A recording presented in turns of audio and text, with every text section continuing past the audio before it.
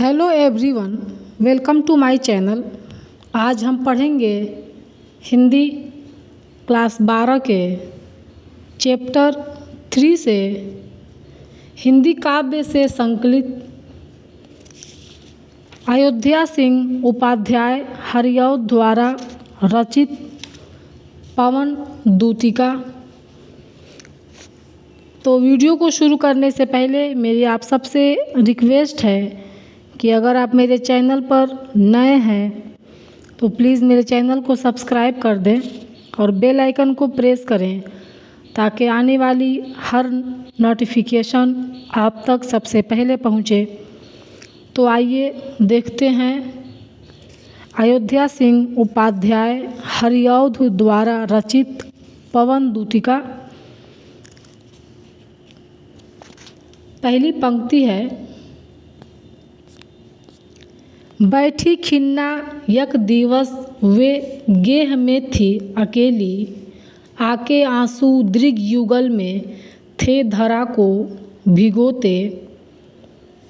आई धीरे इस सदन में पुष्प सदगंध को ले, प्रातः वाली सुपवन इसी काल वातायनों से।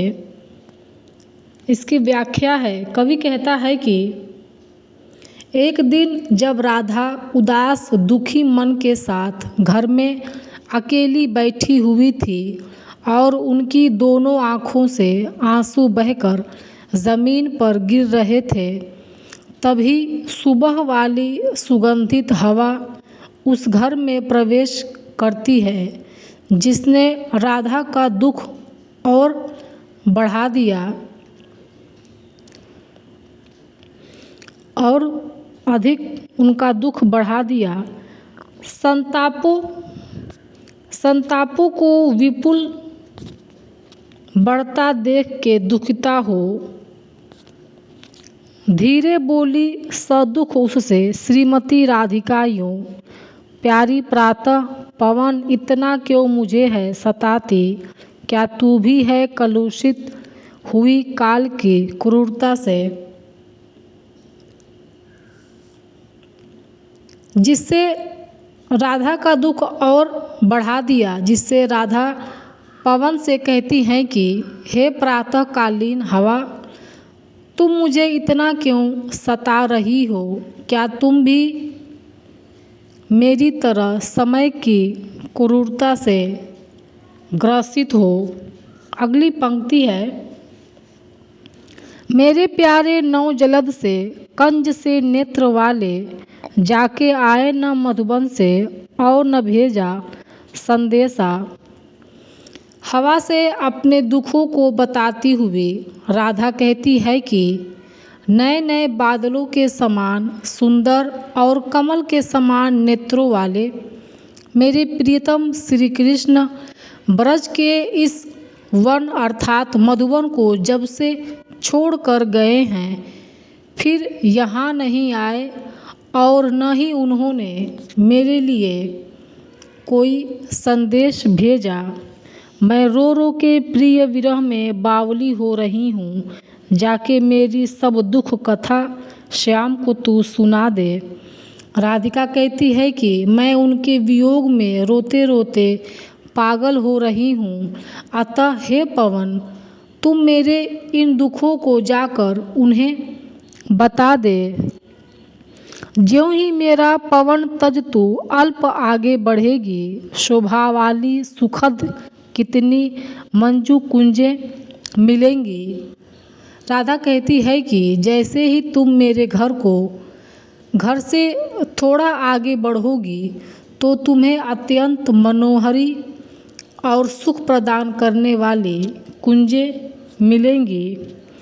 प्यारी छाया मृदुल स्वर से मोह लेंगी तुझे वे, तो भी मेरा दुख लख वहाँ जा न विश्राम लेना।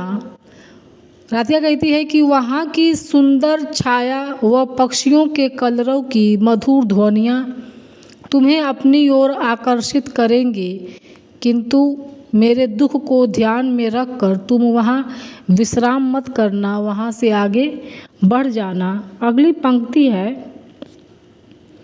थोड़ा आगे सरस रव का धाम सतपुष्प वाला, अच्छे अच्छे बहुद्रुम लतावान सौंदर्यशाली प्यारा वृंदा विपिन मन को मुग्धकारी मिलेगा। आना जाना इस विपिन से मुँह माना न होना। इसकी व्याख्या है, राधा मथुरा जाने वाली हवा से कहती है कि यहाँ से थोड़ा आगे जाने पर तुम्हें अत्यंत सुंदर जगह वृंदावन मिलेगा।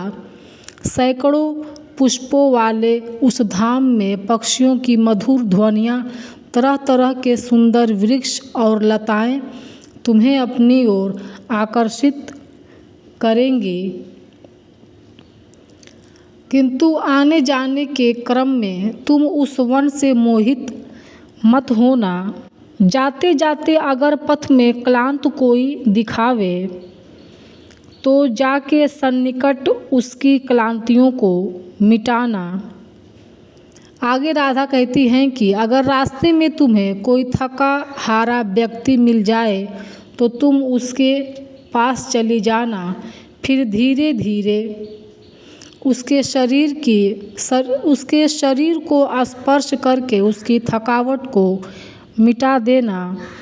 धीरे धीरे परस करके गात उत्ताप खोना। सदगंधों से श्रमित जन को हर्षितों सा बनाना।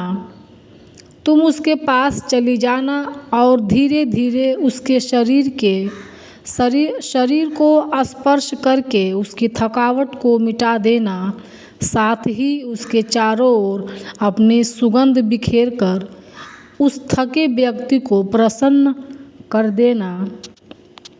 अगली पंक्ति है, लज्जाशीला पथिक महिला जो कहीं दृष्टि आए, होने देना विकृत वसना तो न तो सुंदरी को। राधा पवन से कहती है कि हे पवन, यदि तुमको रास्ते में कोई लाजवंती स्त्री दिखाई दे तो उसके वस्त्रों को मत उड़ाना। जो थोड़ी भी श्रमित वह हो गोद ले श्रांति खोना। होठों की और कमल मुख की मलालाएं मिटाना।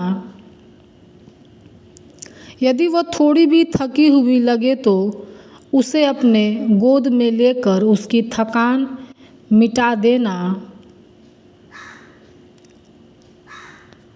उसकी थकान को मिटा देना। साथ ही उसके होठों और कमल के समान दिखने वाले उसके मुख की मलिनता को दूर कर देना। कोई क्लांता कृषक लदना खेत में जो दिखावे, धीरे धीरे परस उसकी क्लांतियों को मिटाना। यदि तुम्हें मार्ग में खेत में काम करने वाली कोई थकी हुई स्त्री दिखे तो तुम धीरे धीरे उसके पास पहुंचकर अपने स्पर्श से उसकी थकान मिटा देना। उसकी थकान को मिटा देना। जाता कोई जलद यदि हो व्योम में तो उसे ला, छाया द्वारा सुखित करना तप्त भूतांगना को। साथ ही आकाश में बादल के दिखाई देने पर उसे पास लाकर उसकी छाया के द्वारा उस थकी हुई स्त्री को शीतलता प्रदान करना। तो ये था हरिऔध द्वारा रचित पवन दूतिका। इनकी जो रचना है पवन दूतिका, ये बड़ा है जिसकी वजह से इसको 3 भागों में किया गया है। तो ये पहला भाग था। तो अगर आप लोग को वीडियो पसंद आए तो कमेंट सेक्शन में कमेंट करिए, वीडियो को लाइक करिए और मेरे चैनल को सब्सक्राइब करिए। Thank you.